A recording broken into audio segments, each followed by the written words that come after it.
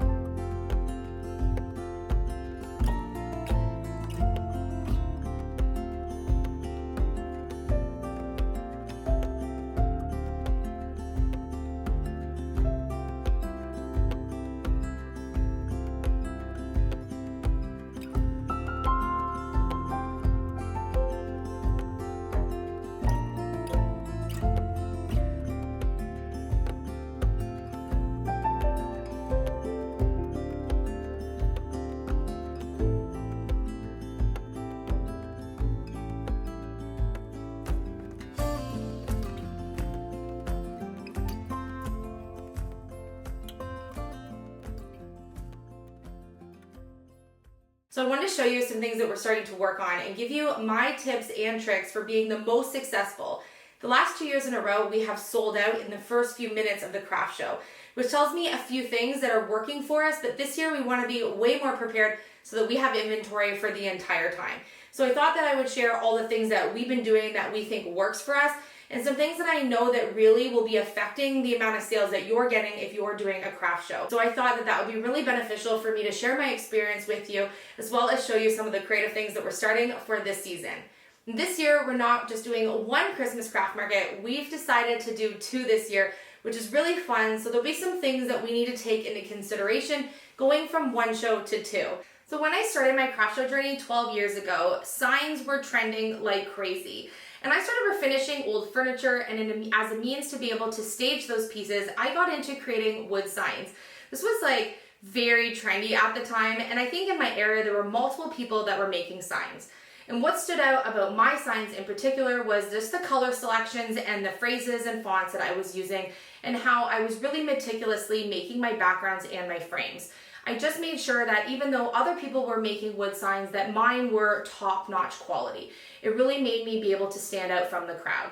I also did everything I possibly could to make sure that the signs that I was making were budgeted out really well so that I could keep my price points low enough for families to be able to afford. Meaning that I was really conscious with the materials that I was purchasing to make my signs, and tried to make the best use out of all of my materials as I possibly could. Keeping my profit margin in a good aspect for myself as the maker, but keeping it as an affordable product that people could buy as the buyer. So now that I've learned a lot about running craft shows and doing handmade markets, I know that making things that are on trend is not necessarily the best thing to do.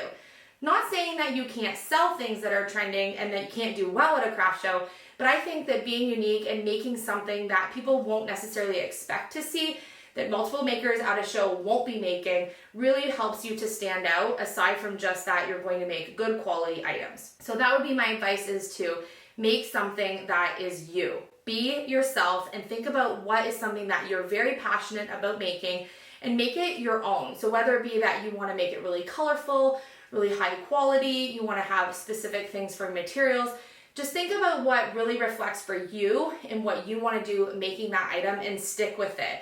Don't worry about what everyone else is doing. The other thing that I have noticed that has made a huge impact in what we do and how successful we are in our sales at craft shows is focusing on smalls. When I first started craft shows, like I said, I was making wood signs. So they would have been anywhere between, say, $25 and $65 for my standard size signs. So I found over the past couple of years since I've been making ornaments that selling smalls in multiples always yields me more sales than if I produce a small number of large items to take. Not only does it give them a lot more variety to look at, but I feel like it's in a much more impulsive, comfortable price point that someone will walk by, really enjoy something, and then not really have to think about the price that much, and know that they can either pick up a really inexpensive gift or even something for their own self. So my items that are priced between, I would say, $5 and $12 always sell significantly well. So if I was going to price something at $20 to say $40, it's going to make that buyer stop and think, okay, do I want to spend that budget on that item? Where like $5 to $12 just seems so much less, they'll quickly grab it from the wallet and hand it over, no problem. The other thing is that you want to be able to have a variety of items to fit multiple people at your table. It only takes one buyer for each of your items if you do have large items, but you want to make sure that you do have a variety, so multiple types of people that want to purchase something for multiple purposes will have a different selection to choose from. So I feel like my ornaments really do that really well because they keep a variety of themes and colors and even different sizes, and it gives people the diversity that they're looking for, and there's kind of something there for everyone. So being open to knowing that you're going to have a diverse group of people. So if you have your table really niche down into one thing, like I do ornaments, if all of my ornaments were maybe all snowmen and people don't really like snowmen, only some people do, then I'm closing my market down slower and slower, right? So keeping a wide variety of items is always a good thing to do, but not so many that you're overwhelming the people that come to your table. I keep, say, a specific number of how many different styles of ornaments. If I made 500 one-of-a-kind individual ornaments, maybe that would be a little overwhelming, and then people have to think, oh my gosh, okay, I like this, and this, but I'm only gonna get one, and then you've caused stress for them at your table. I have the experience of working on the craft shows to show that the example I was just giving about taking smalls really helps you in making sure that you have sales when you go to your show. After all, you've paid usually for your table and you've paid for your supplies to prepare and all the time it's taking you to get ready for the event. So you want to sell when you go, right? That's the whole goal of going, is not only is it fun, but you want to go home and know that you've made some money for your time to be there. When I was doing my very first shows, I was just taking signs and I was selling and I was always happy with how much I sold, but I knew that I could do better. So every year I tried to revamp. So I went from making 2-dimensional signs. A couple years later, I started making 2-dimensional and 3-dimensional signs. And I tried to constantly be evolving, thinking that it was my products that I needed to keep changing. But once I did a really large show where 30,000 people attend in a weekend, I participated in this show in collaboration with Philip's mom, and we did really well that weekend, but we definitely did not make what it was worth for us to go for a few days and pay for the large space. We took a lot of larger items. Mom took some handmade textiles and I took wood signs. And you know what sold the absolute most in our whole booth was a selection of ornaments that I had taken that I was just making kind of for fun to give me a break in between making wood signs to take to that event. They were displayed on sort of an old clothing rack and I priced them about $8. Each of them, I'm pretty sure I stuck like with that $8 mark for all of them and just kept the pricing really easy. And I was sold out of ornaments at the end of the first day. I sold over half of my ornaments and all of my small scroll saw handmade stuff. So I guess next year I need to make more of those items. I think except for a handful, and they sold very quickly on the second day. And that showed me right there that those impulsive buys of an under $10 item was what I was missing in my booth. And for that large show, we had a 10 by 10 area to create basically a pop-up shop for the entire weekend, as opposed to previous events where I just had an 8-foot by 2-foot table like at your standard craft show. So from that experience, I learned that creating smalls was actually going to yield me a lot more sales. So from the next craft shows that I participated in after that, I decided to really focus on smalls. I did have some signs, but I made a lot more smalls. And guess what? All of my smalls sold and a few of my larger items. And so right there, I was like, okay, we're going with smalls. And since I was loving making the ornaments and small items like that, I thought this is the right choice for me to move forward. And also something, as you know, that I can make in collaboration with my sons who like to participate in these markets with me. So for the past 3 years when we've been doing our shows, we have focused only on smalls. And there's a few other things that I think have made us really successful at the markets. One has been our setup. We're gonna get everything in. We've got all of our supplies here and we are ready to get set up for tomorrow. Like the moon needs the sun, we don't care about the others. You set my world on fire. You're my heart's desire. I just wanna love you, just wanna hold you, just wanna be with you till we grow old. Please tell me you'll stay or take me away. I want you for myself every single day. You set my world on fire. You set my world on fire. Okay, so we are all set up. We took, I think, about 45 minutes to get everything together. We've created a really inviting setup that was even just on a plain, regular 8-foot table. You think it's so intimidating to try to think how you're going to style and set up that space. Such a generic, just a flat table. How can you make this look inviting without just laying things flat on your table? So we really focused on having multiple levels and a unique way of displaying the items. For example, last year we made a dowel Christmas tree to be able to hang some of the ornaments on, keep things upright, go with the festive theme of Christmas. And then we had, wood crates and some hanging shelves. Just was able to make it multi-dimensional, and also that allowed us to organize and space out our items for people to look at. They could then touch them if they were hanging, they could turn them around, just made it very interactive in addition to organized and very put together looking. You want to look at when people come up to your table, you want to look inviting, you want to look like you've put the time and the thought into it and that you didn't just arrive and kind of, throw all your things out on the table. You want to put as much time into your setup as the materials that you're taking, because just like the front cover of a book, your first impression is what your table looks like. They might be walking around in the craft show at all the different tables, and something when they walk by you needs to catch their eye in order for them to stop. So if you have a very put together and styled spot that you're sitting at, you're going to be able to catch their attention when they walk by. Then they're going to come over and look what products you're selling. Does that fit the need of maybe something that they're wanting to buy? And then when it's displayed in a way that they can really look at them and see the quality of work or the items that you have, it's going to really help you to be able to get those sales. The other thing that I notice when I'm at a craft show is that oftentimes the person that's there selling is sitting in a chair, drinking a drink, having something to eat, playing on their phone, not really being present at their table. Sometimes when you're at a craft show, you're there and it's a long day. I totally get it. But when you're there, you're working and you're there for your business and you're there to represent your materials as well as yourself. And so if you have to stand there for 8 hours on your feet, be present at your table. You are just as much of a reflection as your table, and so you want to present yourself in the best way possible. Look put together, so you can style yourself, even your outfit in correlation to what you have at your table. If you're doing a holiday event, maybe you want to wear something holiday. It's really your personal preference, but wake up, put some time together in getting yourself ready and show up at your table. And when people come to your table, it's nice to say good morning or greet them in some way. Maybe share a neat detail about the products. And people come up to my table, I'll often say, all of our items are handmade from upcycled materials and we work on them together as a family. We might just share some little piece of information about them. maybe that piece of information about them is also something that is like, oh, I want to buy that because they really like maybe that your item is made out of an eco product. Something that's going to set you apart as well. But don't bombard them. As soon as they come to the table, say what you want to say and then let them look. If they engage in the conversation, that's totally fine. Then of course keep conversing.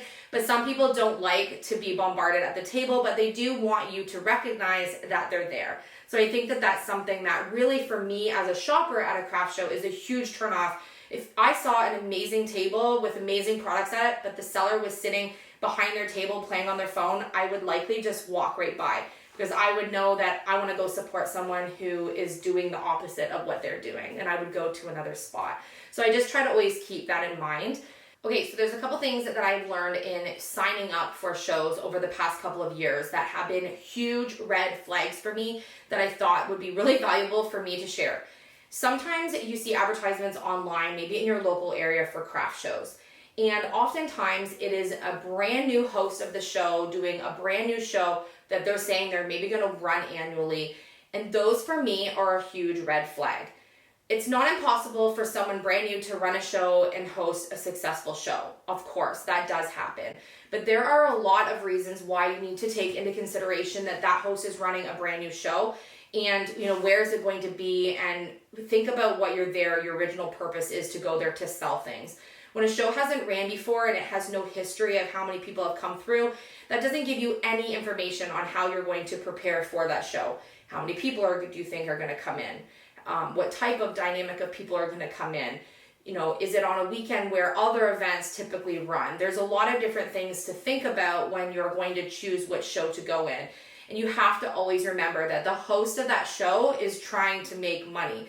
So they're trying to fill all of their tables to run an event, because at the end, they get to take all of the table money for themselves. So a lot of people now are running events as the host. They fill up and they have a lot of, pre-purchased items that are very flea market-like booths that are at their table and maybe a few handmade. And it's not really a handmade market because they're trying to fill their tables. That is their goal so that they can have their paycheck. So I always recommend going online and doing as much research as you possibly can about the event that you're going to go to. There will be a Facebook page. If an event has been successful before, oftentimes there'll be a website or a Facebook page showing photos of previous years.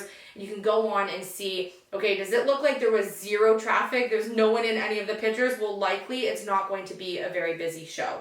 You can see the type of vendors that were previously there. What did the building look like? There's a lot of details you can tell just from looking at event photos. So I just suggest that you do your research and make sure that the event that you're signing up is not only legitimate, because there are also scams for signing up for craft shows online when they want you to pay and then the events never take place. Just really look into where you're going to do your show. I have had the best success at doing my smallest shows. My small local at the community center or church or something shows have been my most highest sales for any of the craft shows. When I signed up for the large one where 30,000 people came, it was very expensive. I believe it was close to $1,000 for the weekend. And we only came home making about $1,400 after all of the prep, all of the setup, setting, doing the 3 days there, preparing all of our inventory and all the work that went into that, our supplies to create our inventory. It was so not worth it. So just because it's a large show doesn't necessarily mean that the people that are going to the event are there to shop. Sometimes those large shows are events where there's a lot of food there, people are walking around. It doesn't necessarily mean you're going to make more sales and make more money because it's a larger show.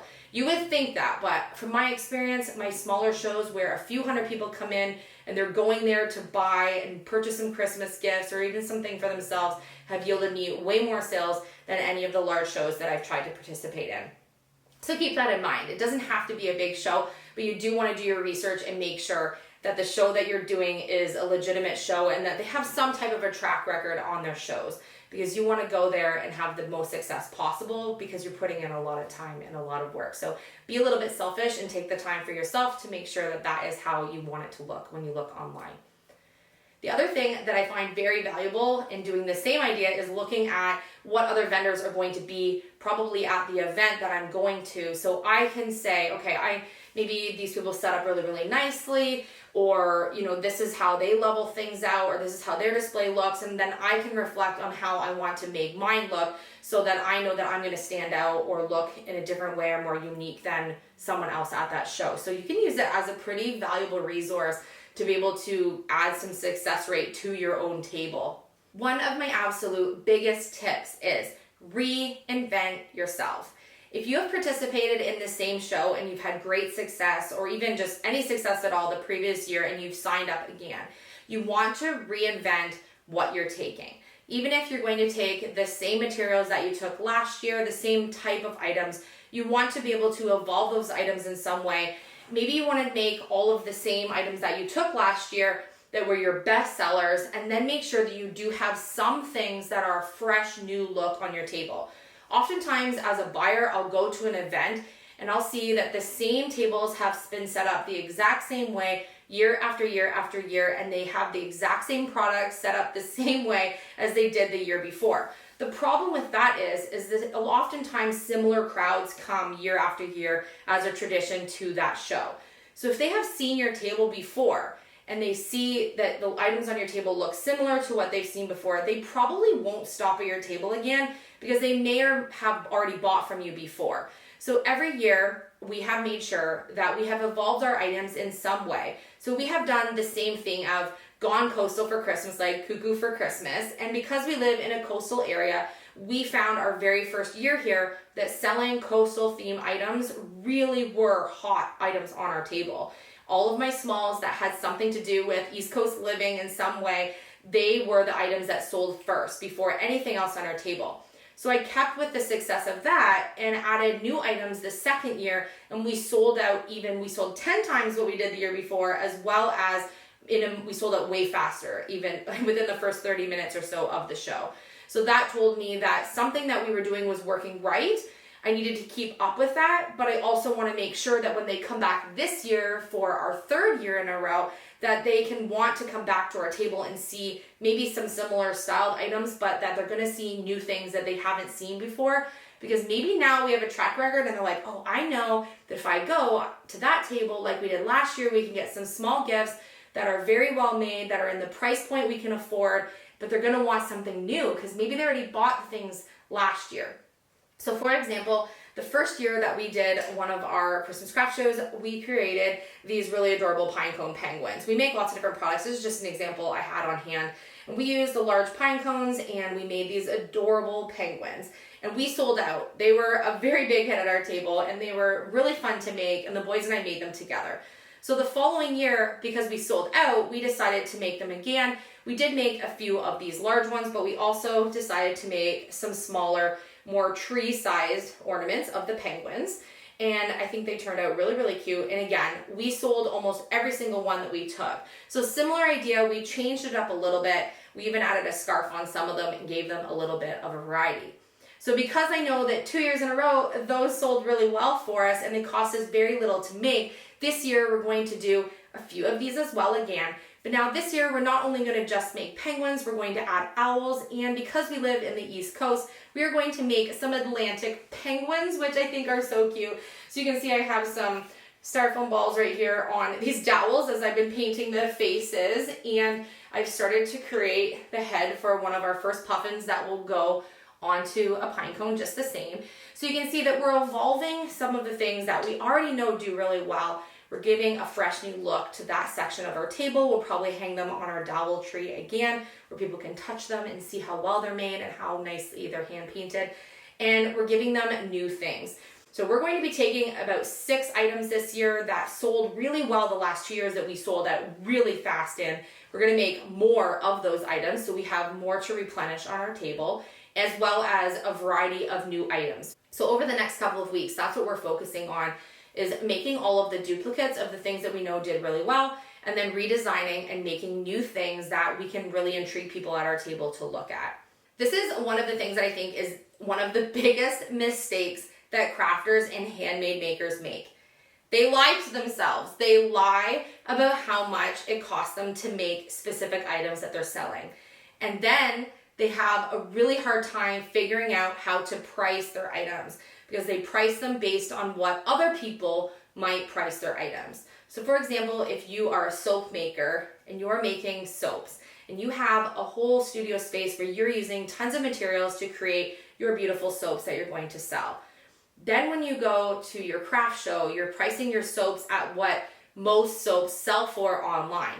But you haven't really taken into consideration the real true numbers of how much the materials cost you to make each soap. Because it's very easy throughout the year to buy crafting materials and have them in your studio, forget what it all costs you and add it up, and then you just put your soaps at $3 because that's how much a bar of soap usually sells for. That is not the right way to do it, because you're going to sell yourself short, you're going to be losing out money, and you're not going to really honestly reflect on what your profit margin needs to be.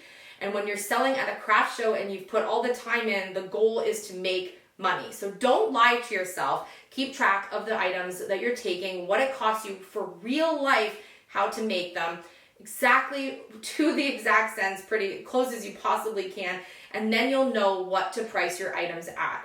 Pricing is so difficult. I'm fully aware. Pricing is one of the hardest things, and it's something that I think every creator struggles with, because you've put so much time into it, and really when you're a crafter, to be putting into your profit margin, an hourly rate for how much it costs in terms of your materials it costs you to make it, the money it costs you to go to the show, and your transportation, you would have to really overprice your items sometimes for how much we put into these handmade items. So I know that that's very difficult, but I'm just saying try to be as honest with yourself as possible as how much that it costs to make the items.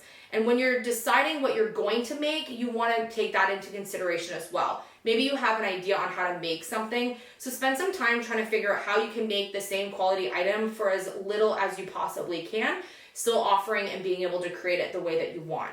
Which is why I personally love working with upcycled materials, because you've seen my craft room, you know that I don't keep a lot of store-bought crafting materials. In fact, if you came into my studio, you might be like, what does she make with any of this stuff? None of this looks like crafting materials. And it's because oftentimes they're not. They're items that I've pulled from different things. Might be a thrifted piece of fabric or scrap wood, or little baubles and beads I've taken off of something I bought at the thrift store, or a piece of leather off of an old bag. Different loose parts that I then will look at the materials I have, see how I can incorporate them into making my ornaments, which is what I typically have been making lately, which I've really been enjoying. So I know when I look at how I'm going to price my items that, for example, my penguins, my only cost for the penguins is my bags of styrofoam balls. The rest are natural items, and I often have thrifted felt or things that I put through. So I kind of can give myself a really good idea on how much it's really cost me to make my ornaments. Because you don't sell ornaments for a large price, you have to keep them in an ideal price point for an ornament to buy for a gift for someone. I like to be able to keep my material costs as low as possible, giving myself my profit margin, which is basically my time in making the item. So just be true to yourself. Don't sell yourself short either. Just because someone else is selling soaps at the craft sale for $3, it doesn't mean that yours can't be $5. Your soaps might be better, and they're displayed better, and the products you use for them are better. For example, we actually had someone copy our penguins that we did on the first year of the craft show, and they were selling theirs for $2. Mine were $6, and all of mine sold, and they still had some left at the end of the day. Theirs were 1/3 of the price of mine, but mine were put together a lot nicer. Paint job was crisper. Materials that I used looked a little more high quality. Our ribbon choices, things like that set this apart, even though it was the same item. And I just happened to make more profit off of each of mine, even though I priced mine more, and I sold more than they did. So don't let other people's prices at a show influence how you price your items. The other thing is that if you walk around and you look at all of the other vendors, don't even compare what you're doing to what they're doing. It's good to look at what everyone else is doing to know that how you compare in terms of like your display and things like that. But never go to a show and compare your specific products that you've made with someone else's. Be proud of what you've got and how you've presented everything, and know that you've put in 110% before you go. And then when you're there, you're gonna just beam with pride and excitement and confidence at your own table, which is also gonna help you with your sales. So the last point that I wanna touch on is, how do you know how much inventory you're going to take to your event? And I don't always have the exact, I can't tell you the exact answer on the amount of items, like specific number, like you need to take 100 items or 50 items. But what I can tell you is how I determine what I need to take to a show. And I guess I don't have the best track record in that because the last 2 years I did not take enough items to my show. I was new to the area and I really just didn't know how many people were going to attend this show.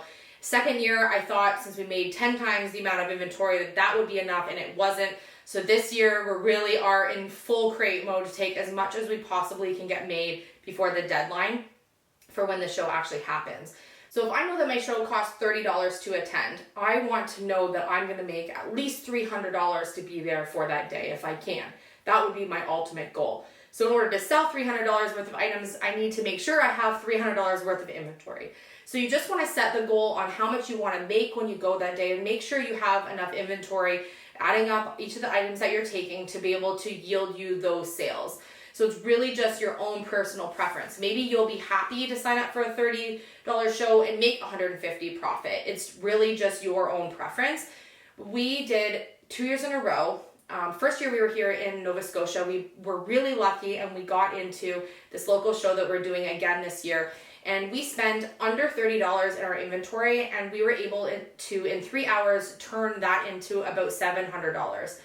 And we did not have enough inventory. We were sold out into the first hour. We were almost embarrassed at the fact that after only the show just starting that we had nothing to replenish our table. We expected very little turnout. It's in the middle of nowhere in a small little spot. I just really underestimated the power of the fact that this show has run year after year after year and that people go to the show traditionally on the same weekend. We just really didn't have everything prepared that we needed to. We just didn't know what the traffic was going to be like. So for the 2022 season, we decided to make 10 times that much inventory. Again, we challenged ourselves to spend less than $30 to be able to go, and we were able to turn that into close to $1,400. And we're just there for 3 hours. And again, within the first 45 minutes or so, we had sold about 95% of the inventory on our table. All of our, coastal items and things that were really good sellers the year before, as well as some new things that were coastal as well that we made, sold immediately. And we didn't have very much to replenish onto the table because again, we thought we had made so much more than we needed. So because we had such good sales last year doing the same thing, we're sticking with kind of what we did and we are going to do the same thing, challenge ourselves to spend about $30 on our actual materials that we need. Again, keep in mind, I do all upcycled materials except for just a few small details on some of the ornaments. I purchase things like our little hooks, and sometimes I need extra strings or something, but I keep all of our costs as low as we possibly can. So I'll update you, just like we did last year. How much did it cost us to go? How much did we end up spending?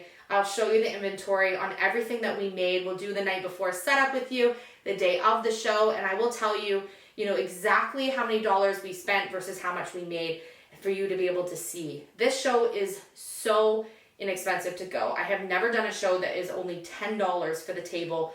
We're there from 10 to 1. And so I think $10 is, they're not making any money on the event charging $10 for each of the people that go. Last year we tried to make a donation as well so that we could add to what they bring home in the day for the local small area. But we were really fortunate enough to be able to spend about under $30 on supplies, $10 for the show, and then make $1,400 in that 3 hours. That's a lot of time and work putting into all of our things, but I was pretty proud with how we were able to make a setup with next to nothing and all of our supplies and then have that as our profit margin. So we were pretty proud of that. So I hope that this gives you some type of an insight in doing craft shows. If you have specific questions that you want to ask me, please leave them down in the comment section and I'm happy to share with you any details about all of the shows that I've done, what worked for me, what didn't, and give you any advice. You can also join my By Elysia English Facebook page where we discuss a lot of creative projects. So if you want to show me your setup or you want to show me things you're making and ask me any advice on anything, you can send me pictures and stuff through there and then we can chat like more one-on-one in that group. And you might even get some feedback from others that are part of our YouTube family that are part of that group. So I'll leave that link down in the description box. Okay, so we are about 6 weeks away from our show. Our show is the third weekend in November. And it is gearing into now the second week of November, or it is now the second week of October. So we really need to get ourselves going. And we've been working on a lot of custom orders and orders that have come through on our Elysia English design site. So we're running a little behind on making our inventory for the craft show, but we are now completely caught up on those orders and we are ready to dive right into craft show season. I wanted to show you a couple of the custom orders that we did this week because they're so adorable and I need to show you. And we're going to work on a few new samples that we're going to take this year to the craft show.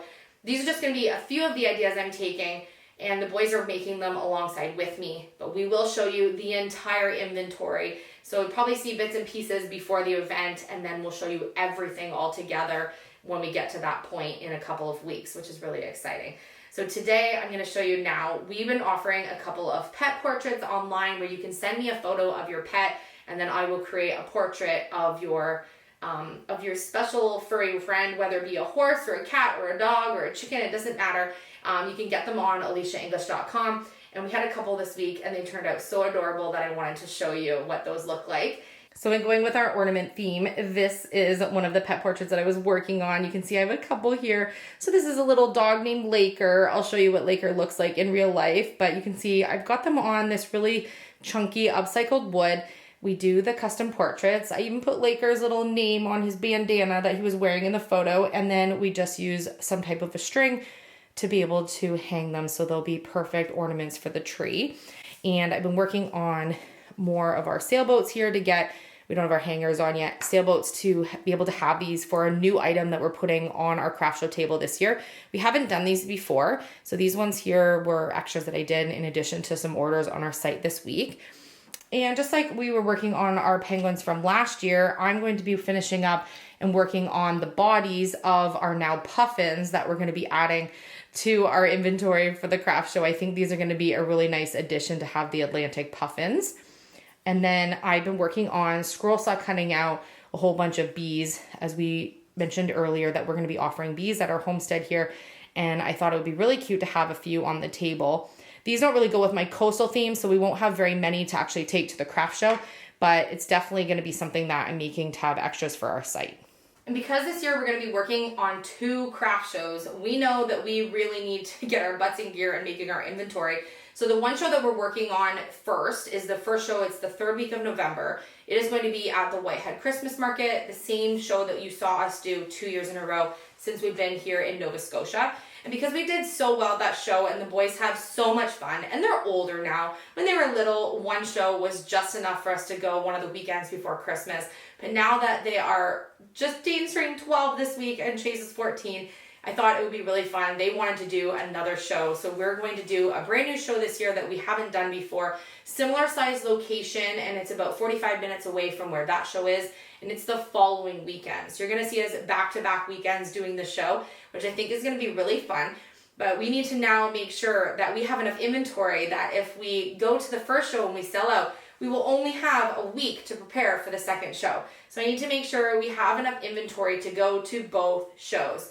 And Chase and Dayton have told me that this year for the markets, we're going to take some bins underneath to make sure that throughout the day we can be replenishing so that our table isn't empty after the first, half hour or 45 minutes. So it's basically hopefully going to be impossible for us to sell out because we're going to take enough inventory to support both of our events we're going to. So that's pretty exciting. But we're going to take you guys along with us to those shows to show you how much traffic is at them and give you all of the juicy details of the show.